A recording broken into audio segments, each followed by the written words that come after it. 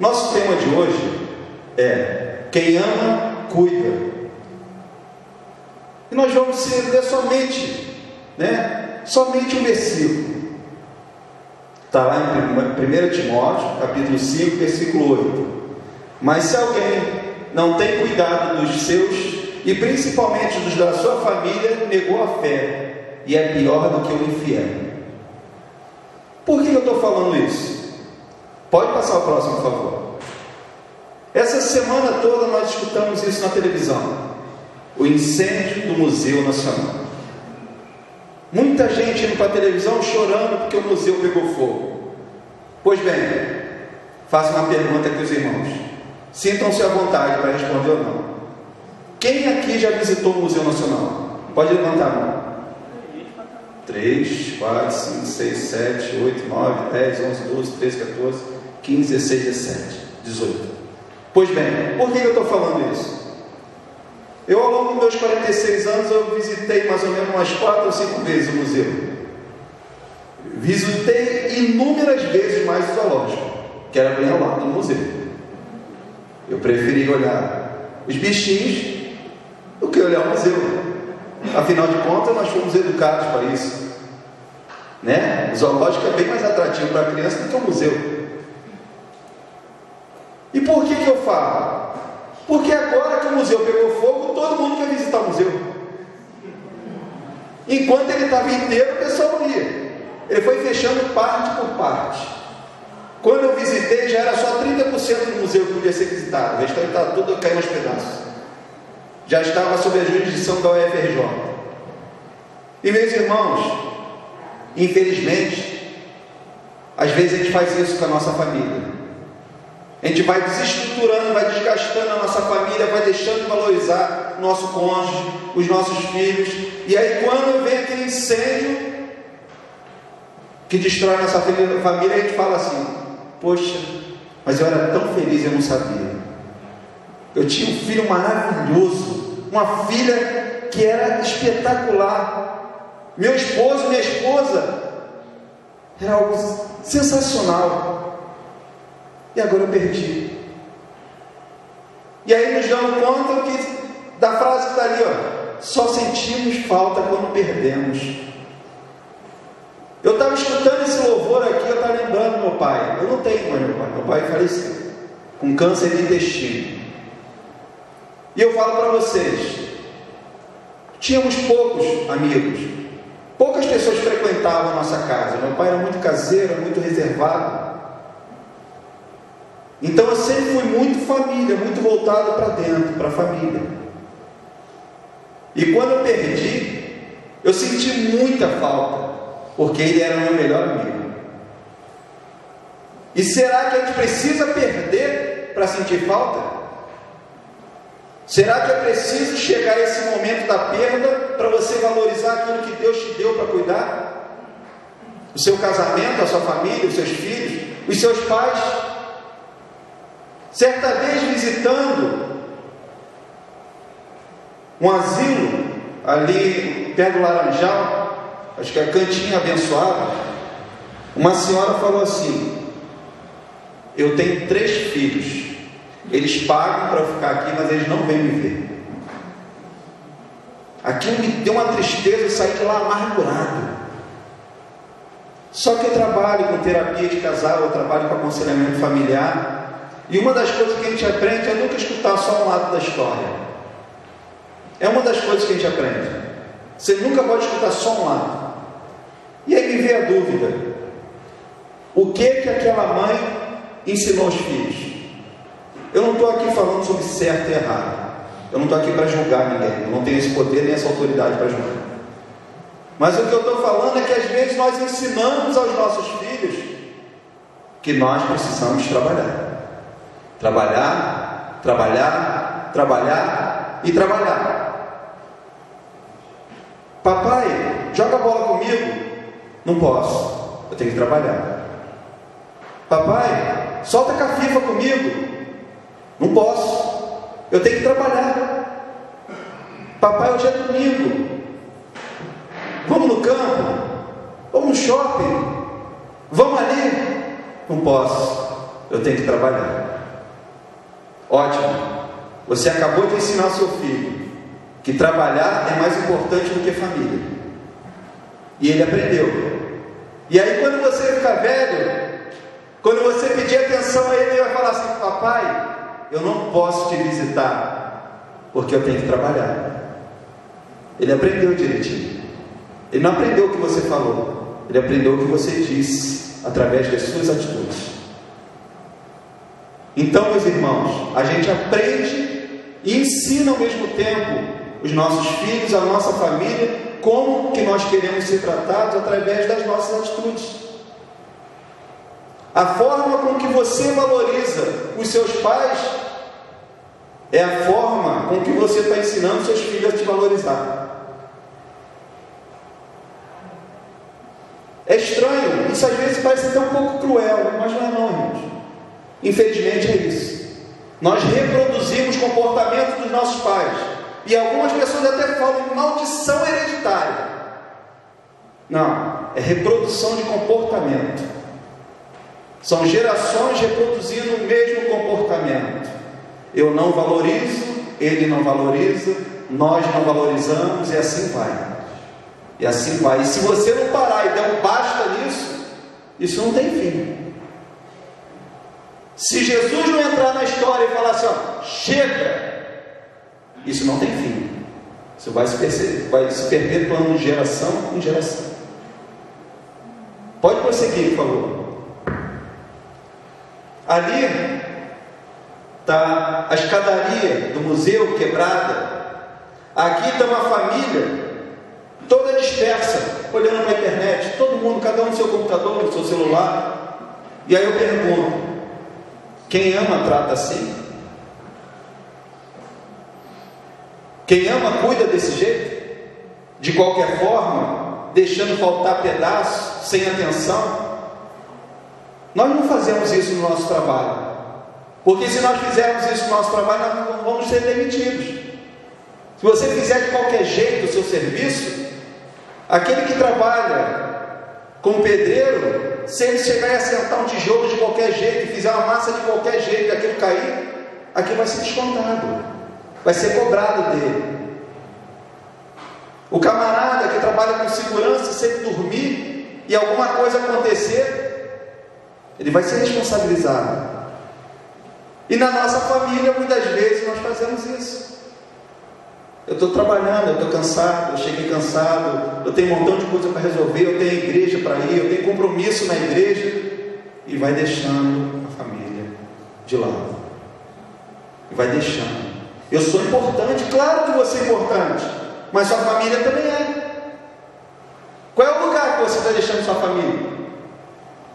Afinal de contas, quem ama cuida. Em qual lugar que eu estou deixando meus filhos? Ou será que eu só cultuo a Deus no domingo dentro do templo? Eu não cultuo a Deus quando eu brinco com meu filho, quando eu namoro minha esposa ou meu esposo? Isso também é cultuar a Deus, gente. Isso também é cultuar a Deus. Pode prosseguir. Ali, nós vamos ler Êxodo, né? Nós vamos ler lá em Êxodo 7, capítulo 7, versículo 8, se eu não me engano. Êxodo capítulo 3, versículos 7 e 8. E a Bíblia nos vai dar algumas dicas de como cuidar da nossa família. A Bíblia é muito rica. Ela é muito rica se tratando de conselhos, de dicas, de métodos. É porque a gente sempre tem um olhar muito espiritual, somente espiritual. E a Bíblia nos revela muito mais coisas do que isso. Em capítulo 3, versículos 7 e 8, em Êxodo, diz assim: e disse o Senhor: tenho visto atentamente a aflição do meu povo que está no Egito, e tenho ouvido o seu clamor por causa dos seus exatores, porque conheci as suas dores. Portanto, desci para livrá-lo da mão dos egípcios, e para fazê-lo subir daquela terra a uma terra boa e larga, uma terra que emana leite e mel. Irmãos, como eu falei, é impressionante como Deus ele vai nos revelando possibilidades de como tratar, de como cuidar. E novamente eu falo, quem ama, cuida. E de que forma que o povo, que Deus tratava esse povo? Lembra do que ele falou? Tenho visto atentamente a aflição do meu povo.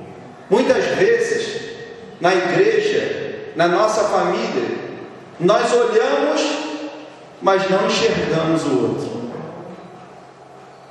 Existe uma pesquisa que foi feita, as pessoas que estão na beira do caminho, nas calçadas, nas praças, debaixo das marquises, por uma questão do nosso inconsciente, nós ignoramos, e elas se tornam invisíveis. É como se a gente não quisesse olhar, porque aquilo nos incomoda. E tudo aquilo que nos incomoda, sabe o que a gente faz? A gente deixa de lado. E você passa e é como se eles não existissem. E o que você não vê, não te incomoda. Ou aquilo que você não quer ver. Ou aquilo que eu não quero ver. Então, nesse primeiro ponto, fala que Deus tinha visto atentamente a aflição do seu povo. Então, o primeiro passo para alguém amar e cuidar é ver, é notar o outro. Perceba que o outro já não consegue mais se comportar da mesma maneira. Às vezes, isso daí a mãe ela é especialista nisso. O filho chega em casa meio amuado, aí a mãe já chega, o que houve? Já chega assim, o que houve? Não houve nada não, mãe. Não, houve sim, você não é assim. A mãe já fala logo, você não é assim. Não houve nada não. Você vai falar ou não vai falar? Aí pronto, já dá aquela finalizada, tá bom, eu vou falar. Na realidade o filho está torcendo para que a mãe fale. Ele está torcendo para que ele fale. Porque ele quer ser visto. Às vezes, é muito interessante, porque as pessoas costumam sentar nos mesmos lugares na igreja, Se ninguém sentar no lugar dela, senta no mesmo lugar. Ou então senta pertinho do lugar que ela gosta de sentar. E às vezes aquela pessoa desaparece. Ela não vê a primeira semana, não vê a segunda semana, e o lugarzinho dela está ali. Mas ninguém sente falta. Ninguém chega e fala assim: ô meu líder, se essa pessoa do louvor, é mais fácil notar, porque o louvor está sempre aqui na frente. Agora, se de repente é do ministério de oração, é do ministério que fica mais recuado, mais quietinho, a pessoa só vai perceber que a pessoa não está vindo quando já completou 2 meses, 1 mês, 2 meses. E aí muitas vezes é estranho, porque as pessoas falam assim: pastor, o irmão tal, a irmã tal, não está vindo mais à igreja. E o pastor muitas vezes não se dá conta, porque é muita gente para administrar. Ele fala assim: há quanto tempo? Dei falta agora. Dei falta na semana agora.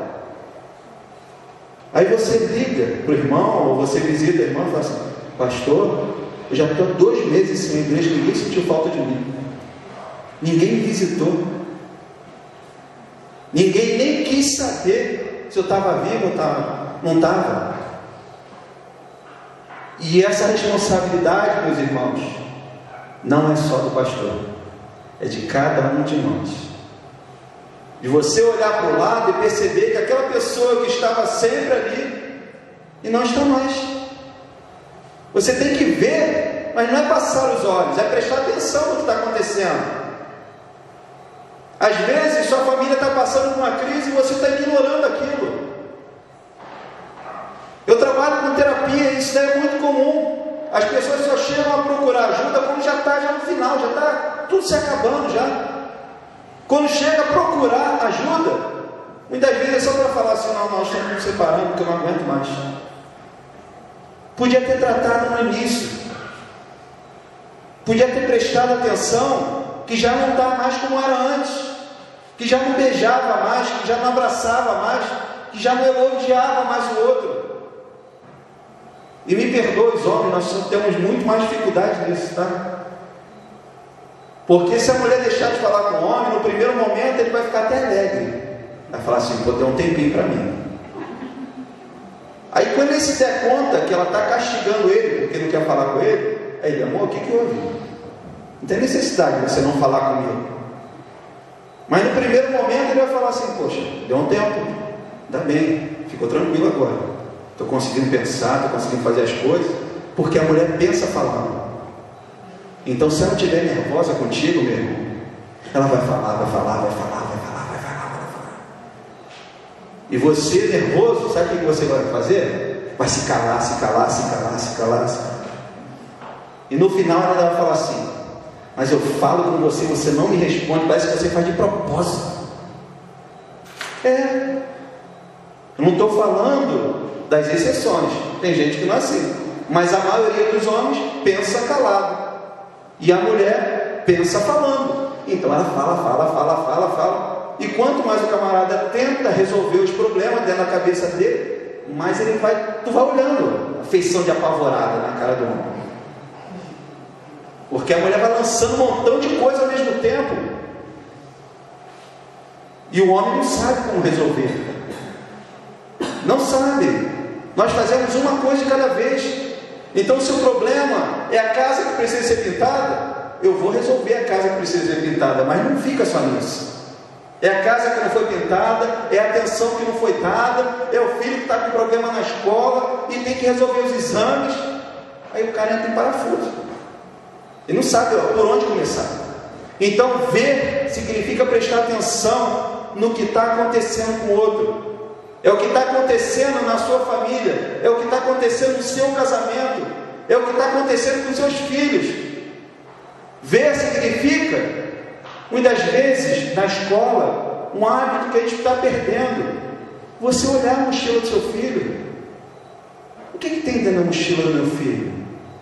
O que ele está trazendo para casa? É dele? Ou eu tenho que conversar com a professora que está vendo coisas que não são deles dentro da mochila? Antes a gente falava assim, cuidado, Deus está vendo. E hoje?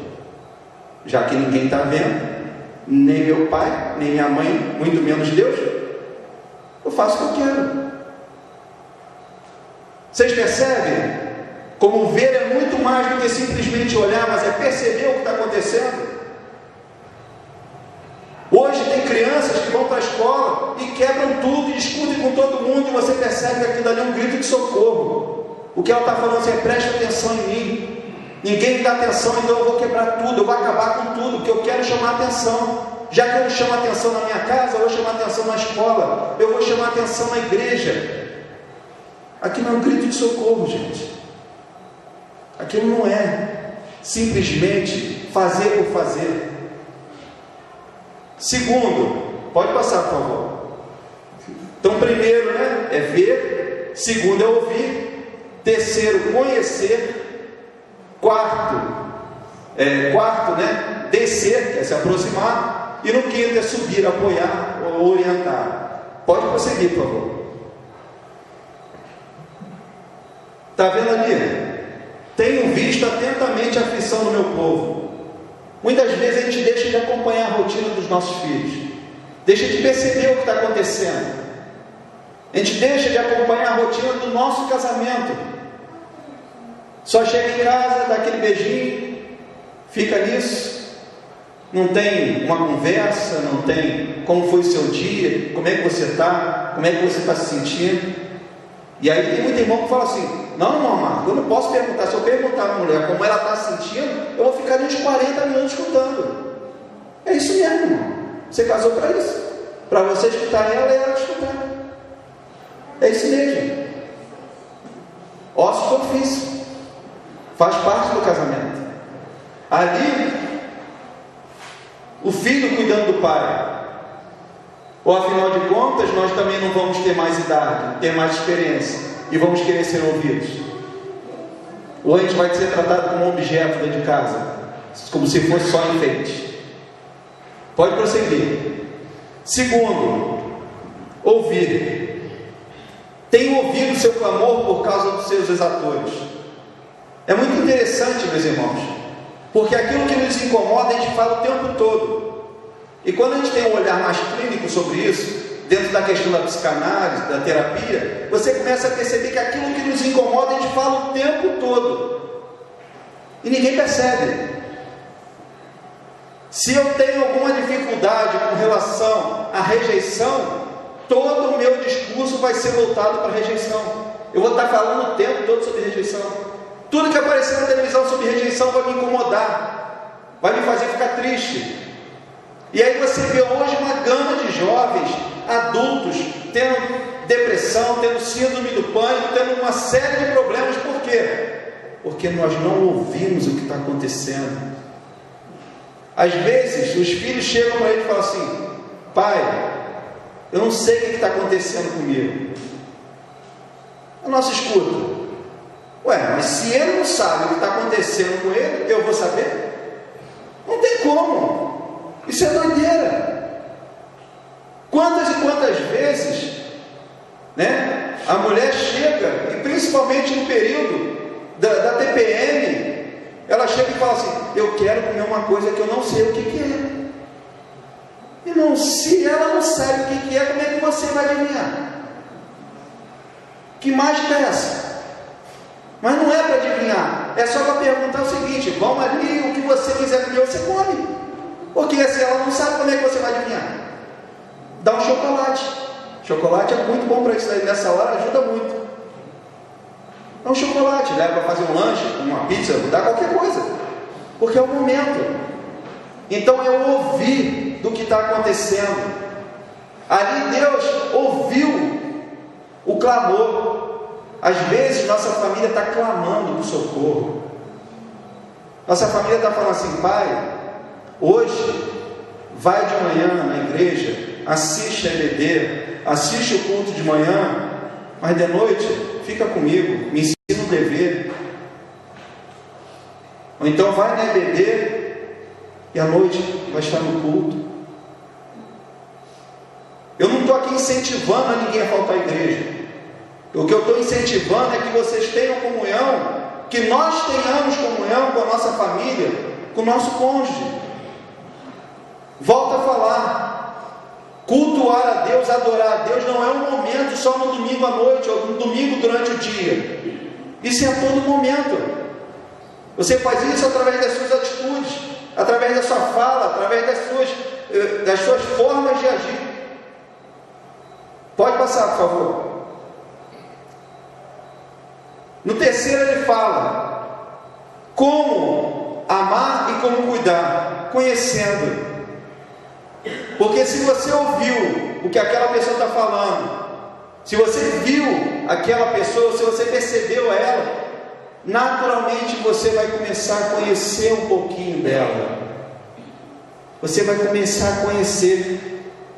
Você precisa perceber quem é aquela pessoa, o que ela está fazendo, como é que ela age. Se aquela pessoa está sempre triste, se aquela pessoa às vezes se alegra, às vezes está triste, se aquela pessoa se sente destacado, se aquela pessoa não quer conversar com ninguém. Às vezes nossos filhos passam por problemas assim. A adolescência é terrível com isso, irmãos. Numa hora o adolescente está super bem, está rindo, está brincando com todo mundo, do nada ele fica triste, e a gente fica tentando entender o que está acontecendo. O que eu fiz? Não, você não fez nada, isso é fase dele. Só que você não precisa saber, ou não precisava, porque agora você já sabe. Então você tem que procurar saber o que está acontecendo. Com quem? Com alguém que entenda do assunto. Vai ler, hoje em dia você tem lá o Google lá que te ajuda um montão de coisa. Tem vários sites de referência, tem vários livros que vão trabalhar essa questão. Isso é muito importante, irmãos, porque você olha o seu filho desenvolvendo, você vai vendo o corpo se desenvolvendo, mas a mente é a última a se desenvolver. Então você vai ver aquele galalau, aquele homem desse tamanho, aquele mulherão na sua frente, chorando e querendo, muitas vezes, se fantasiar, um aniversário com um tema infantil. Isso é muito comum hoje em dia. Você vai ver garotas de 19, 20 anos que querem o aniversário com um tema infantil. Por quê? Porque demora, gente. Nós não nascemos prontos. A última parte da adolescência desenvolver é essa questão da tomada de decisões. O cérebro ainda está se estruturando. Então você olha, você vê lá um homem, você vê uma mulher, mas emocionalmente nós somos crianças, que dependem tanto quanto da gente, como se fossem aqueles filhinhos pequenos que nós tínhamos antes. Então é preciso conhecer. Às vezes a gente perde tempo lendo lá 2 parágrafos do manual de instruções da televisão para poder saber como liga a televisão, porque se queimar você vai ter que comprar outra, né? Tem um montão de aviso lá, cuidado, na hora de ligar, tem a etiquetinha amarela lá, cuidado na hora de ligar, se queimar, não deu o manual, vai perder, não tem garantia. Aí você vai lá, pelo menos a etiqueta amarela você lê, alguma coisa tem que ler. Se perder aquilo ali 2 pontos na televisão, você vai ficar doido dentro de casa. Aí o que a gente faz com os filhos? A gente quer achar que isso daí, não, que meu pai fez assim comigo, eu vou fazer assim com meu filho, e meu filho vai fazer assim com o filho dele. Bem, irmão, pode ter funcionado, só que os tempos estão mudando. Hoje em dia, uma criança de 8, 9 anos tem mais informações do que a gente com 18 anos a 9 anos antigamente, através da internet, através do telefone, da tecnologia. A criança está se desenvolvendo intelectualmente muito mais rápido do que a gente se desenvolveu há uma época atrás. Então é preciso conhecer. Pode passar, por favor. Quarto, quando ele fala, portanto, desci para livrá-los da mão do Egito. Esse descer significa que Deus foi junto ao povo para saber, para libertar.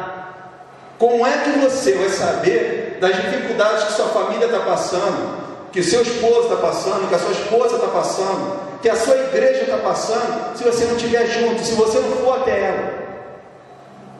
Não tem como, irmãos. A nossa tendência é sempre fazer isso. Não é problema meu, eu não quero me envolver, eu já tenho problema demais. Nossa tendência é essa, infelizmente é essa. A gente quer, tipo Pôncio Pilatos, lava minhas mãos. Mas o papel da igreja não é esse. O papel da família não é esse.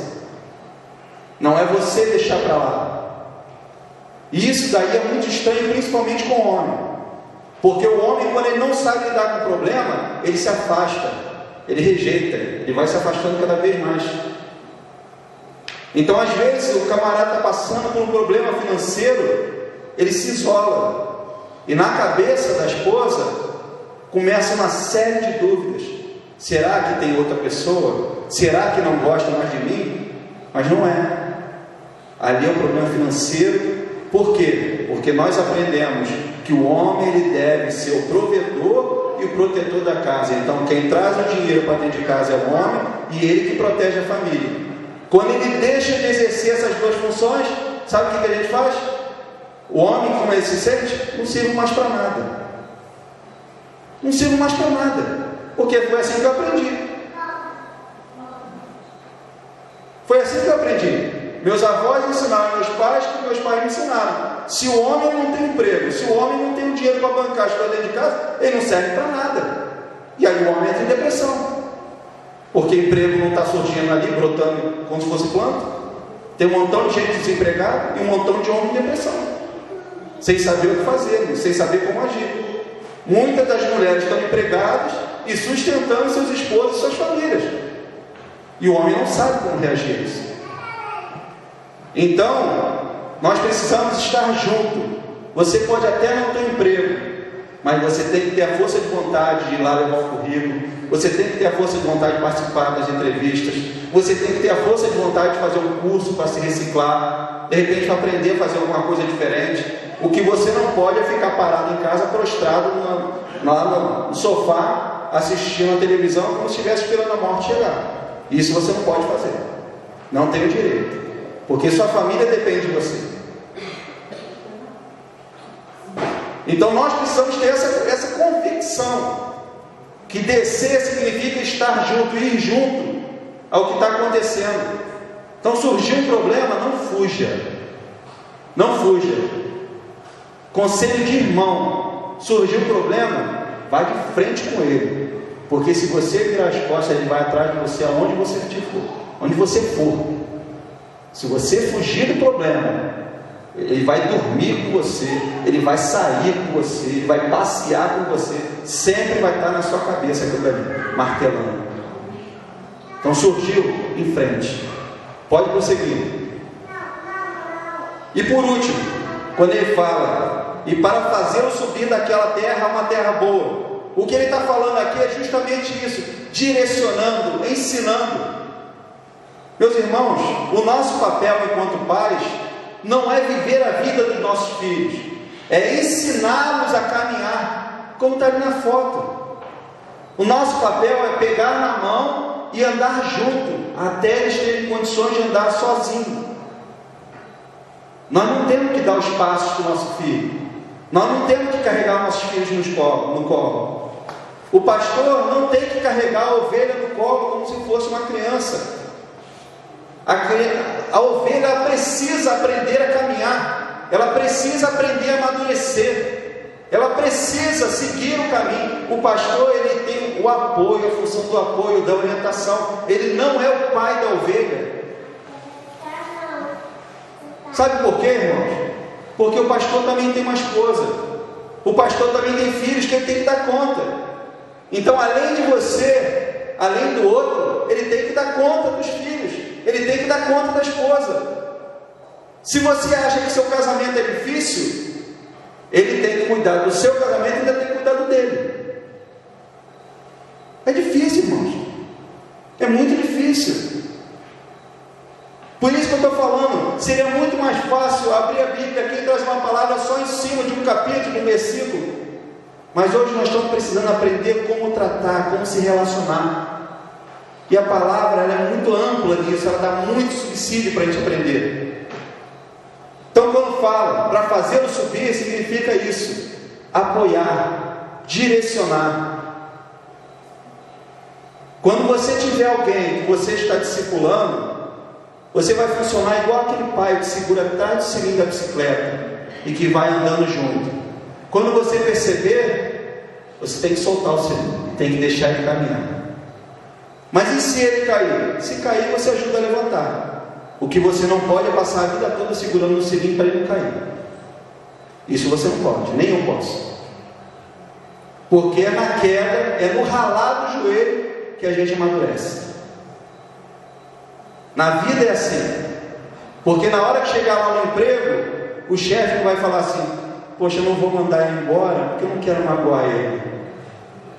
Vai falar assim: muito obrigado, passa no RH, você está demitido. Então a gente tem que ter paciência, tem que ter carinho, mas a gente tem que ser realista. A gente tem que ter amor, mas tem que ser realista com os nossos filhos, com as ovelhas, com a igreja. Porque é só dessa forma que a gente consegue avançar, que a gente consegue amadurecer. Pode prosseguir, por favor. Então, meus irmãos, uma dica para quem não sabe como cuidar: os 10 mandamentos, dos 10, 8 tem a palavra não. Já é uma dica, tá? Então não se sinta culpado quando você disser não ao seu filho. Pastor, não se sinta culpado quando o senhor disser não à sua ovelha. Porque dos 10 mandamentos, 8 é não. Não faça, não mate. Percebe? Que a gente tem que aprender a lidar com a frustração. O não, a gente tem que aprender a lidar com isso. Porque a vida, ela fala muito mais não para a gente do que sim. Pode prosseguir. Quem não sabe como cuidar, já começa tentando da melhor maneira. Aqui, ó. A mãe tem todo um jeitinho para fazer dormir.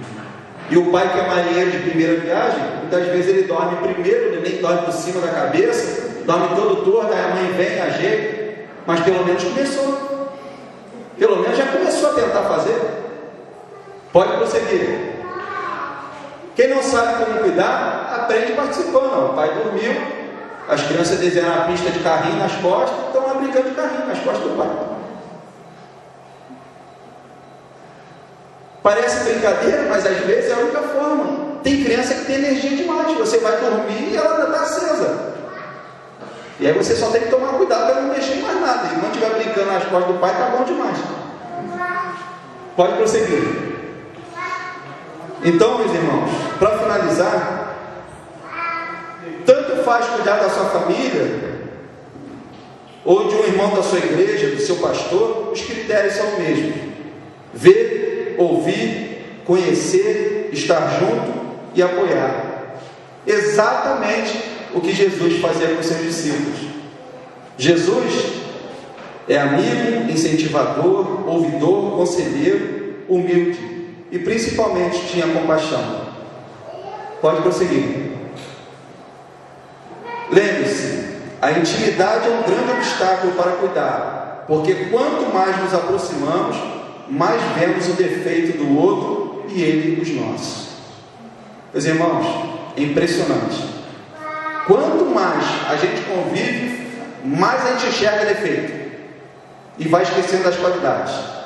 E se a gente não exercitar essa lembrança das qualidades do outro, a gente esquece até por que a gente está junto.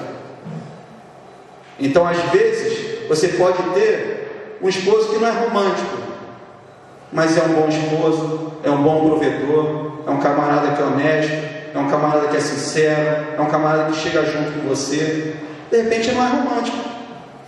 De repente você tem uma esposa que não é a ideal que você hoje tem o perfil de ideal, mas ela também tem qualidades. Então vamos lembrar das qualidades, porque se a gente só lembrar dos defeitos, a gente não vai querer cuidar, a gente vai querer desfazer. Então quem ama, cuida de quê? De lembrar as qualidades e deixar um pouquinho os defeitos de lado, porque senão não dá para continuar. Exercite enxergar as qualidades de vez em quando, pois a intimidade e a rotina tentam só nos mostrar os defeitos. Lá no Salmo 55, versículos 12 e 14, prometo a vocês que vou terminar agora. Diz assim: pois não era o inimigo que me afrontava, então eu o teria suportado. Nem era o que me odiava que se engrandecia contra mim, porque dele eu teria me escondido. Mas era tu, homem meu igual, meu guia e meu íntimo amigo. Consultávamos juntos suavemente e andávamos em companhia na casa de Deus. Percebe como o salmista aqui fala? Quanto mais intimidade você tem, quanto mais amizade você tem, maior a expectativa que você faz em cima da pessoa. Então, quando ela erra com você, a dor é muito grande.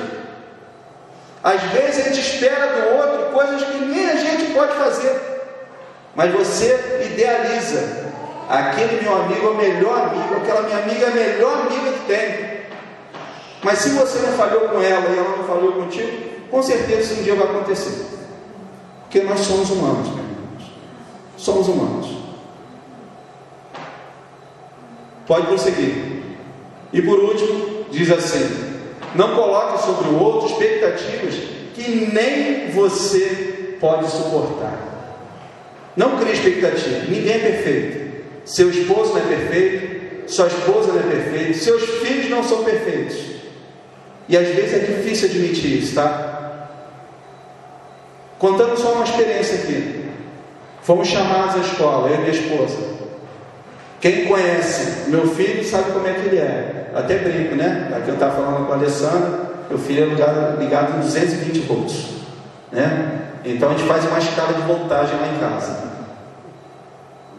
Você tem, meu filho na realidade é 360 volts, que é o mais rápido. Aí tem minha esposa que é 220, tem minha filha que é 110 e eu sou 12 volts. Isso aqui da bateria do carro, que quase não dá choque. Eu sou assim, sou tranquilo, sou devagar, quase parando. Mas sabe o que acontece? Quando eu fui chamado lá, o médico falou, a escola falou: ó, ele não para quieto, ele não deixa ninguém quieto, ele não para de conversar, ele não fica sentado, tem alguma coisa com ele. E aí eu fui para o neuropediatra, fui para psicólogo, fui para tudo para tentar ver se eu conseguia laudo, que suspeitava de transtorno de hiperatividade, TDAH. Fomos lá, e eu falo uma coisa para vocês: na hora que a escola chama e nos fala assim, ó, tem alguma coisa errada, é como se a gente falasse assim: não, com o meu não, por favor. A gente não quer admitir. E às vezes nossos filhos precisam de ajuda, e sabe o que a gente faz? A gente nega, porque a gente não quer aceitar que ele precisa de ajuda, porque a gente aprendeu que quem precisa de psicólogo, que quem precisa de psiquiatra, que quem precisa de neuro é maluco. Meus irmãos, isso não é verdade. Não acreditem nisso, por favor, não façam isso. Não privem seus filhos, não privem sua família de um tratamento que pode ajudar lá na frente, quando estiver mais adulto. Não façam isso. Aceitem, orem a Deus e peçam para que Deus mostre a vocês, assim como Ele me mostrou. Meu filho continua bagunceiro, continua elétrico, continua indo agitado, mas ele está crescendo, está diminuindo. Antes ele limpava a igreja, ele entrava lá no último banco, saía aqui no primeiro na frente, ele ia andando, rastejando por debaixo da igreja, por debaixo dos bancos. Hoje ele já não faz isso, ele só limpa só metade, só no meio dos bancos ele volta. Estou brincando aqui, mas é verdade. É muito triste você ser julgado pelos irmãos da igreja, afinal de contas, todos nós que fomos crentes. Então, se você tem um irmão na igreja que o filho é agitado, lembra de uma coisa: você também foi criança. Você também foi criança.